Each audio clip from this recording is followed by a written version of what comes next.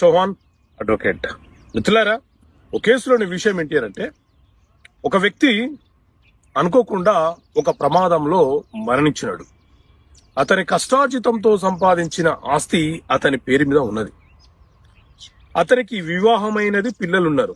ఇప్పుడు అతని యొక్క సోదరి మరియు తల్లి మాకు కూడా మా అన్నయ్య ఆస్తిలో వాటా కావాలని చెప్పి ఆ చెల్లెలు వాటా కోసం కేసు ఫైల్ చేయాలని ప్రయత్నం చేస్తుంది. సో అన్న ఆస్తిలో చెల్లెలకు వాటా వచ్చే అవకాశం ఉంటుందా? మిత్రులారా, మన దేశంలో హిందూ వారసత్వపు చట్టం 1956 అమలులో ఉన్నది. ఈ చట్టం ప్రకారంగా హిందూ మతంలో జన్మించిన వారికి ఆస్తి సంక్రమణ ఏ రకంగా జరగాలో చెప్పే చట్టమే ఈ హిందూ వారసత్వపు చట్టం 1956. ఈ చట్టంలోని సెక్షన్ 8 ఏం చెప్తుంది అని అంటే, ఎవరైనా ఒక వ్యక్తి తన పేరు మీద ఉన్నటువంటి ఆస్తిని, అంటే తన కష్టార్జితమైన ఆస్తిని ఎవ్వరికి వీలునామా రాయకుండా మరణిస్తే ఆ ఆస్తిలో